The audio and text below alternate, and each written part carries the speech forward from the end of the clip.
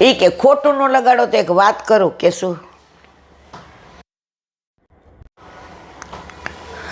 એ કે બધાય દોડ્યા, આ અર્થીમાં હું તો જ મરેલો માણસ એ દોડ્યો, એ દોડે એ તો મરી ગયો છે, એમાંથી પ્રાણ નીકળી ગયા છે. પ્રભુ કે પ્રાણ કોણ છે? હું છું ને. જેનામાંથી પ્રાણ નીકળી જાય ને એ ન દોડે. આ દોડવા વાળાની અંદર બધામાં હું છું, એનો પ્રાણ હું છું, એનો આત્મા હું છું. તો પ્રભુ તો તમારું વધુ કે મારું? આનો પ્રાણ નીકળી ગયો છે, આત્મા, એને દોડાવો લ્યો. લોકો શું કે એના તો પ્રાણ નીકળી ગયા, પતી ગયો. તો એ પ્રાણ કોણ છે? એ આત્મા કોણ છે? લક્ષ્મી પાછળ દોડે કોણ? જેનામાં પ્રભુ પ્રાણ હોય, આત્મા હોય. એ લક્ષ્મીજી કે ખોટું કર્યું, આ તો સાબિત કરવા ગઈ મારા પ્રભુત્વની વાત, અને સાબિત થઈ ગયું કે પ્રભુનું જ પ્રભુત્વ છે. લક્ષ્મી તો મારવાલા આવે ને જાય, પ્રભુ એકવાર ઘરમાં પધારે ને પછી ન જાય. અને ઠાકોરજીના ચરણારવિંદમાં લક્ષ્મી છે. તો આપણા ઘરે આપણા ઠાકોરજી બિરાજે, ચરણારવિંદમાં લક્ષ્મી, પછી આપણે દોડવાની જરૂર ખરી છે? ધનતેરસે બધા ફોન કરે, એટલે બેન ધનની પૂજા થાય. મેં તો આપણે તો રોજ મારાવાળા સ્નાન કરાવીએ છીએ, રોજ ભોગ ધરાવીએ છીએ. આ બધા તો ધનની પૂજા એકવાર કરે એટલે લક્ષ્મીજી સમજી જાય કે કેવો સ્વાર્થ. આપણે પ્રભુના ચરણ એટલે લક્ષ્મીજી રાજી રહીએ ને આપણે રાજી રહીએ. પુષ્ટિ માર્ગમાં બધું જ આવી જાય, વ્રત, જપ, તપ, યજ્ઞ, દાન. આપણે કાંઈ દોડાદોડી કરવાની જરૂર. હા, તમને વિશ્વાસ હોવો જોઈએ કે પ્રભુની સેવામાં હાથ પવિત્ર કરું છું તો મારે બીજું કાંઈ કરવાની જરૂર નથી. અને પ્રભુ ઘરમાં પધારે પછી પ્રેમ થઈ જ જાય. એકવાર પ્રભુ ઘરમાં પધારે ને, પણ તમારું સામર્થ્ય નથી કે એને પ્રેમ ન કરો. નજરથી નજરને મિલાવી તો જો, પ્રભુને તો પ્રેમી બનાવી. એકવાર તો ભાઈ, એકવાર પધરાવો. તકલીફ એ છે પધરાવવા નથી મારા વાલા. ઘરમાં પ્રભુ પધારે ને પણ તમારે મારે કાંઈ ચિંતા જ નહીં. આપણે કેવી દોડાદોડ બે કરતા હતા, કેવી મજૂરી કરતા હતા. આમ શ્વાસ નહોતા લેતા. મારે ઘરનું ઘર થઈ જાય, મારે ઘરનું ઘર થઈ જાય, ભાડું ભરવું પડે છે. અષાઢ મહિનામાં પ્રભુ આવ્યા અને આસો મહિનામાં તો બંગલો નહીં, મેલ આપી દીધો. પેલા સૌથી વધુ ના હું જ પાડતી હતી. એનાઉન્સ કરીએ એટલે જે જેમ કે ઈલાબેન બધાય પૂછે છે કે આમના ઘરે કઈ સ્વરૂપ બિરાજે. મેં આપણે કહી દેવાનું એ કહે નહીં, કેવું ન કહેવાય. ઠાકોરજી તો પુષ્ટ કરવા પડે. મેં તો આપણે એનાઉન્સ નથી કરવું, એવી તો દાદા રીંગી. અને પ્રભુ જે પધાર્યા, નોકરીમાં છોડાવી દીધી, ઘરનું ઘર કરી દીધું. જે દીકરો અનુકૂળ નહોતો અમેરિકા વયો ગયો, અનુકૂળ હતો એ સાથે રહ્યો. આ બધી વ્યવસ્થા મારા પ્રભુ કરે મારા વાલા. પણ પ્રભુ ઉપર વિશ્વાસ રાખીએ તો ચિત્ત તો સિદ્ધને ચિંતા કરે, કૃષ્ણને કરવું હોય તે કરે. જીજીના અમુક ધોળ તો એવા છે કે હૃદયારૂઢ થઈ જાય. અને એટલા કરુણાની મૂર્તિ. છેલ્લે મને બોલાવી હતી કે તું 7 સ્વરૂપનું કહેવા આવ. મેં કીધું મારા વાલા અમે શું કહીએ આપના વચનામૃતમાંથી. એ કે ના એવું સાંભળવું નથી. આપણે ગયા અને સાંજે નીકળવાના હતા તો ઉપર બોલાવ્યા, પ્રસાદ લીધો. એટલે આપણે કીધું હવે મોડું થાય, અહીંથી બરોડાથી 2 કલાક, નહીં પ્રસાદ લઈ લે. લીધું. ત્યાં ઓલા ઉપર ફોન આવ્યો કે એને છોકરાઓ નાના છે, એટલે રસ્તામાં એને ભૂખ લાગશે, એટલે ઊભું ના રહેવું પડે ક્યાંય, તો એને પૂરીને સુખડીને બટેકાની સૂકી ભાજી આપી દે. આટલું બધું બાંધી દીધું. મેં કીધું જીજી તારી મારે કોઈ વાત નથી સાંભળવી. આ માં તો 50-60 વર્ષ, પણ આ મારા જીજી તો અમુક સ્વરૂપ એવા હોય ને કે વર્ષોના વાણા વાઈ જાય ને તો એ સ્વરૂપ હૃદયમાંથી જાય નહીં. અરે સગુન 3 વર્ષની ને ઓલો ડાન્સ કરે, મારા પ્રભુ તો નાના છે, પછી કે દુનિયા ભરના રાતો. જીજી આમ એને એની હારવાર કરે, ખોળામાં બેસાડીને ફરીવાર ગા. તારા પ્રભુ કેવા છે? તો મારા વાલા આ બધું ક્યારે તમે પુષ્ટિમાં પ્રવણ થાવ તો. ફક્ત બ્રહ્મ સંબંધ લ્યો તો આ બધો આનંદ ન આવે. કિનારે બેઠા બેઠા છપછપિયા કરો ને તો તરતા ન આવડે. ઓલો મરજીઓ સમુદ્રમાં પડે ને તો સાચા મોતી મળે. સમુદ્રથી ડરે ને તો બેઠો બેઠો નિશાસા નાખે. આપણે બધા એવા છે.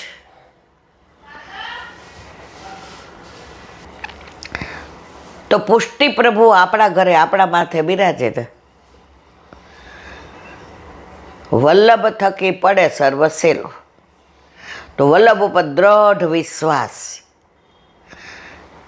આજે એક બેનનો બોમ્બેથી ફોન આવ્યો, તો મને કહેલા આંટી એક દ્વિધા થઈ જ. મેં શું? એ કે હું એકની એક બેન છું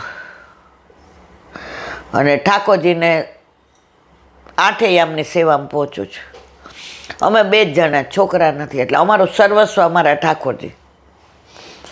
હવે ભાઈના ઘરે લગ્ન છે, હવે જાન બારગામ જવાની છે.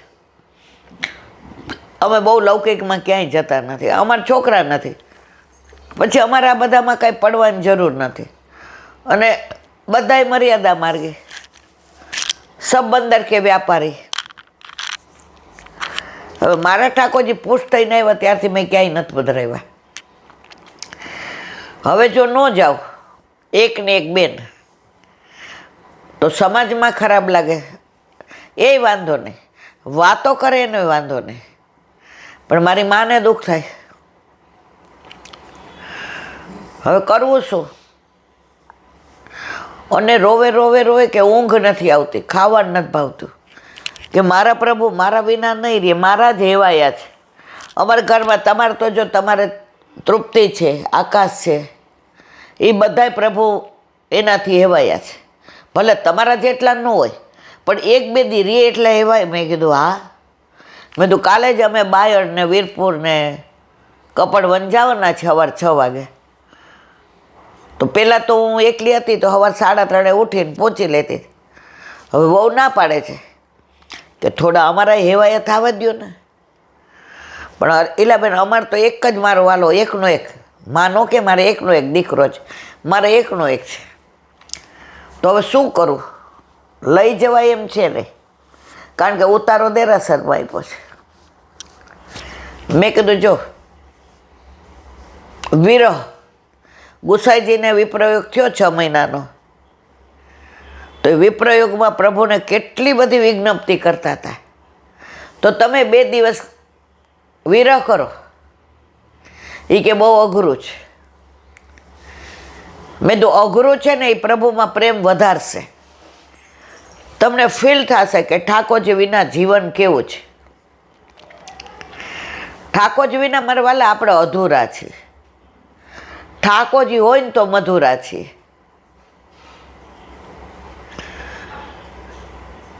ડૂચકા ભરીને રોતા હતા. તો 2 દી મારા પ્રભુ એની નિકુંજમાંથી બીજી નિકુંજમાં જશે. એલા બેન, બીજી તો નિકુંજ ન કહેવાય, બીજી તો કુંજ કહેવાય. મેં તો આનો બીજો રસ્તો નથી. બીજા એક બેનનો ફોન આવ્યો કે મારે 10મામાં દીકરો છે અને ઠાકોરજી પુશ કરાવ્યા સત્સંગ સાંભળી. તો હું ટાઈમમાં હોઉં તો મારો દીકરો કરી લે. હવે એ કે ઠાકોરજીએ કેવી કૃપા કરી કે પાછી પ્રેગ્નન્ટ થઈ, દીકરો 10 બાબા, એની લીલા એ જાણ. હવે પિંડરું આવે તો રેશમી કપડાં કે રેશમી, મેં કીધું જો તમારા ઘરે ગુરુ ઘરે જે રીત હોય ને એ અપનાવવાની, અને આજ્ઞા આપે તો પિંડરૂમાં રેશમી કપડાં પહેરીને રેશમી વસ્ત્રથી ને, પણ ગુરુદેવને પૂછ્યા વિના કાંઈ કરાય નહીં. તો કે મારો દીકરો કહે છે કે મમ્મી તું કેમ કરીશ, પણ ઠાકોરજી ક્યાંય નથી પધરાવા. તો મારા વાલા, એકવાર પ્રભુ ઘરમાં પધારે ને પછી પ્રેમ થઈ જાય ને થઈ જાય. ये तो प्रेम की बात है उदो, बंदगी तेरे बस की नहीं है, ये तो प्रेम की बात है. જે પ્રેમ રસમાં પડ્યું હોય, દયારામભાઈ કહે છે, એ જ પ્રેમને જાણે. ખાખરાની ખિસકોલી સાકરનો સ્વાદ શું જાણે. તમે ભૂંડ જોજો, ભૂંડ હોય ને ભૂંડ, હવે તો નીકળી ગયા. આપણે યશકુંજમાં રહેતા ત્યારે બહુ ભૂંડ હતા. એ ગમે એટલું સારું ચોખ્ખું એ ન જાય, ત્યાં ખાવાય ન જાય, ત્યાં જાય જ ને. જ્યાં બદબુ આવતી હોય ને ગંદકી હોય ત્યાં જ જાય. તો જેનો જેવો સ્વભાવ હોય એ ત્યાં જ જવાના છે. પછી આપણે પરાણે કંઈ ના ચોખ્ખામાં તો કંઈ નહીં, અમને ત્યાં ફાવશે નહીં. અમારા વાલા આવી બધી ઘણી વાતો એને વિરામ આપીએ. અને હવે વ્રજ વિહાર. કાલે આપણે હોલમાં બધું આ નહોતા લઈ ગયા. ચલો હવે વ્રજમાં. રોજ વ્રજમાં અડધો કલાક જઈએ. તમે જો વ્રજની વાતો આવે ને તો આમ મન જ આખું પ્રફુલ્લિત થઈ જાય. હવે તો આ મોબાઈલ ને એને બધાએ લાગણીઓને કુંઠિત કરી નાખી છે. નવા લગ્ન થયા હોય ને આપણા પિયરથી કોઈ આવ્યું હોય ને, ખાલી કે અહીંયા ગામમાં આવ્યો તો ખરીદી કરવા, એટલે તને મળવા આવ્યો. મારા બા શું કરે છે, મારા કાકા શું કરે છે, ઠાકોરજી પ્રસન્નતામાં છે ને, નાનો ભૈલો મને યાદ કરે છે, અને આંખમાંથી અશ્રુધારા છે. પિયરનું અમને તો ત્યારે અમે એવું કહેતા, પિયરનું કૂતરું વાલું લાગે, મારા પિયરનો છો.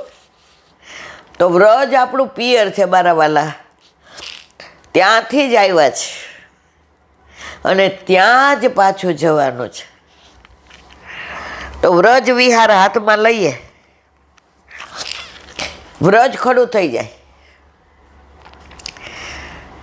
એકવાર વ્રજમાં ગયા હતા ને તો જતીપુરામાં મુખારવિંદી આજુબાજુ નહોતા ઉતરા, ત્યારે ત્યાં આ બધું દૂર એક ધર્મશાળા, નામ ન દેવાય, તો ત્યાં ઉતરા. એટલે મુખારવિંદ જવું હોય ને તો રિક્ષામાં 5 રૂપિયા લેતા, 5 કે 10 રૂપિયા. તો એકવાર 4 વાગે એ બેનો, મારી વાત નથી, ઊંઘ ઉડી ગઈ કે. તો અમારા ઘરે સત્સંગ થાય ને ઈલાબેન,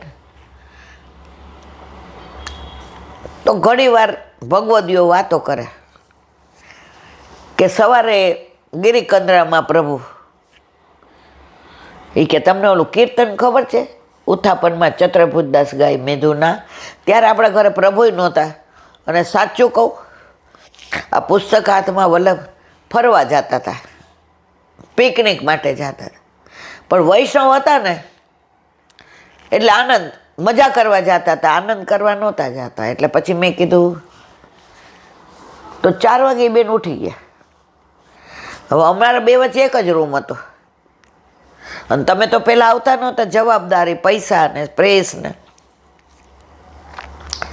એટલે 4 વાગે મને ઉઠાડી, ઈલા મેં આમ જોયું અને મને નાનપણથી 24 કલાક ઘડિયાળ વિના મને રાતને મારા હાથમાં ઘડિયાળ હોય જ. કેટલું મારા ઘરે ખીજાતા, તમે ખીજાવ કે રાતના નહીં. મને આ ધોસરી હોય ને બળદને તો જ ઊંઘ આવે. મને આજની તારીખમાં મારી ધોસરી નાઈને પહેલાં ઘડિયાળ પહેલો. બધા કે ન પહેરાય, પછી સોનાનો પટ્ટો તો કે તો પહેરાય. એટલે મને કે હાલ હજુ ક્યાં અત્યારના પૂરમાં. હવે સવારે 1 તો 4 વાગે કોઈ ઉઠાડી ન ગમે. એટલે મેં કીધું હજી આરતી તો મોડી થાય છે, 5 વાગ્યાનો એલાર્મ. મને કે ઊભી થા. તો સામે ગિરિરાજ બાવા. તો એમને બિચારાએ મારો હાથ પકડ્યો, કારણ કે એમની ઉંમર અને 40 વર્ષ પહેલાં મારી ઉંમર, મારી પરાણે 35ની હોય કે 38ની હોય. એટલે નાના છોકરાને જેમ દોડી, એ ઊભી રહે ઊભી રહે. અને ત્યારે છે ને આવી સ્ટ્રીટ લાઇટ ને આવું બધું નહોતું, અંધારું જ અંધારું. મને મારો હાથ પકડ. મેં તો અહીં અંધારામાં જાઉં છું ના હો, મને સાપની બહુ બીક લાગે, મારે નથી આવું. મને કે ત્યાં સુધી હાલ ને. હવે એમણે એટલું આમ પ્રેમથી કીધું એટલે અમે ગયા. તો ત્યાં જઈ અને આમ ગિરિરાજ બાવાની સામે જુએ ને, એ રજ માથે ચડાવે ને, એ તળેટીમાં આળોટે ને. મેં કાંઈ નહોતું કર્યું, ખોટો નહીં બોલો.